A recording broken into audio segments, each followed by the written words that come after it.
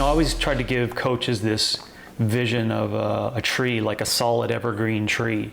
I don't know if you remember, I had that picture up in my office just to keep me as a reminder of that, but that's what we have to be, you're just going to be there in all the storms and every season and every shit that comes through. You have to stay that as what the client senses, right? They don't want like a scraggly wilted bush and another day it's like flowering and bloomy, right? They need the same thing all the time. And then that always, of course, leads into some cool conversation as to, well, what does that coach look like who presents like that, right? Yeah. That's where we get into sex characteristics and the differences in the sex characteristics and masculine, feminine things that go into a coach character. Like that's where that leads after that, which is kind of cool. Yeah, you keep saying words that are like going right to my next thought. So characteristics was like a thought that was in my head. What I got from that, the evergreen analogy, was like, as a coach, you have to strive to be something more than you actually are for other people. Would you agree with that? Yes, because it's a vocation. I mean, we're not coming into the meeting as James or Carl, right? So it is something else. I think you can answer a lot of questions, or coaches can answer a lot of questions that they might have in terms of like, what should I do as a coach and what should I not do as a coach? For example, a question that a lot of coaches ask, or a lot of coaches at least think, is what is a acceptable coach-client relationship, right? And if I think you take that idea of like being the evergreen, I think that actually answers a lot of questions in terms of like, what is acceptable, what is unacceptable? Can I date my clients? Can I go out for drinks with my clients? Can I go and do things counter to what I'm giving advice in the consultation room with my clients? Even to the point where, how do I conduct myself outside of this facility where, if I have 400 clients in this town/city, we could assume that I'm going to run into them, right? Like, how do I present myself? What do I do outside of, when I take the polo off, right? Like, what am I doing in my own training? What am I doing with my own nutrition and lifestyle and relationships around me and all that? Not to say all this to like stack all of this pressure on a coach, but those are things that I used to think about a lot, where it was like, not that I was like, oh, I want to boast and like, be something that I'm not, but I always felt like I needed to hold myself to a really high standard because of what I was asking other people to do in their lives. So that's kind of my bias, but characteristically, what do you think, and it doesn't have to connect to that idea, what do you think makes a good coach today? Like right now, today, not thinking back to 2019, what your answer would have been? Well, things come to mind is it's difficult to answer that today because of our lack of definition of what a coach is. We've had this 30-year run, let's say, with no regulation or no licensure, right? And there's upsides and downsides to that, but and when you don't have that, any regulation, and anyone can be a coach, really, because anyone can, you're going to get into these issues.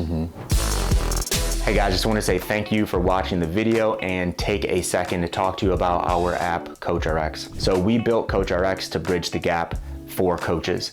And what do I mean by bridge the gap? So we're looking at a couple areas in which we're trying to solve for coaches on a daily basis. Number one being communication.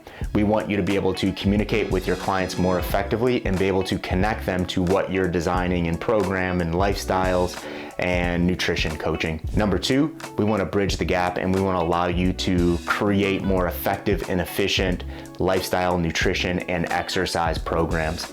And number three, we want to bridge the gap and we want this platform to be truly all-in-one, something that you can build your business in, run payments, understand impact metrics, the whole nine.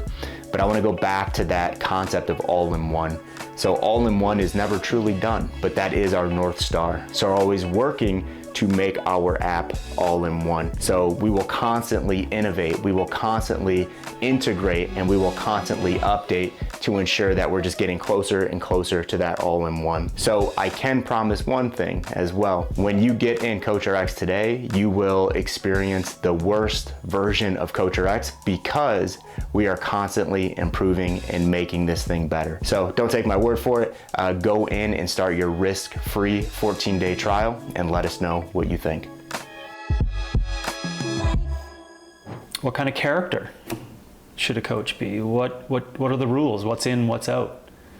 I think coaching will forever always just finagle around that.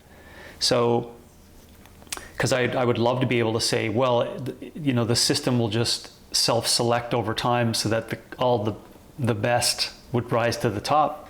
That's a completely false statement, especially within fitness, in the fitness industry, because there's so many places for coaches to hide, to get in trouble and then hide, and they can become a chameleon and transfer over here and just do this, and you know what I'm saying.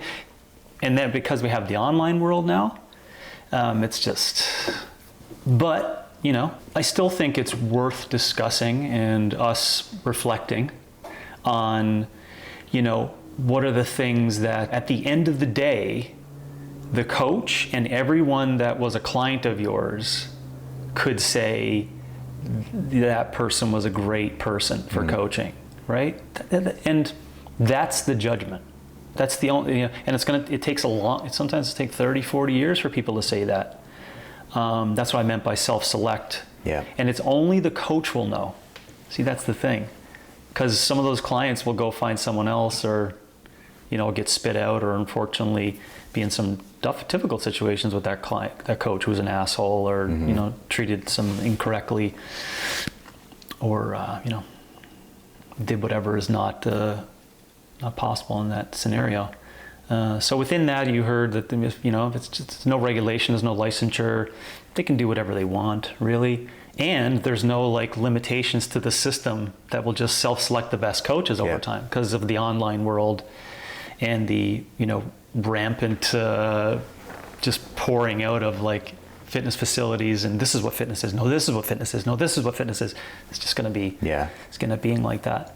Before we talk about the characteristics of a good coach, what is a coach in your opinion? Like, what is a fitness coach in your opinion? After what I just said, I'm not sure if you're going to start you know, the portion of the video now and then go forward, but after what I just said, a coach is someone who's going to lead and direct someone to help them be the best person that they could be, the best version of themselves. And then as you define, like, well, what's inside of that? Well, it's those pieces. Live a larger life as possible. Well, what do you mean by that? Well, let's talk about what you mean living. Yeah. You know, you know, what's larger? You know, what's potential? What's aging? You know, what are all these things or practices that I should do every day that lead me to those things? You know, that's what a coach is. So if a coach can, you know, bleed that information out. I should say that the qualifier on top of that, not just having those characteristics, because people could think about those things and it never really creates action on it, I think is when you start seeing it take shape in your clients, that's when you become a coach. Elaborate on that. What do you mean by that? So I mean that, so someone could never work with people, come up with these ideas and know that they are true as what a coach should be. But they're really not a coach unless they work with humans. You know, so I guess I jumped over the fact that this is someone who's actually like helping another human. Yeah. You know, you can't just write about it or theorize on it. You got to actually, you know, put those things in place for people, and then, you know, they're going to have those aha moments that you're like, holy crap, right? Yeah. Like, so that's what I meant by that. Hey guys, thanks a lot for being here and watching the video. And since you're here, I'm going to assume that you're looking to improve your knowledge, improve your coaching acumen, or let's call it improve your coaching wisdom.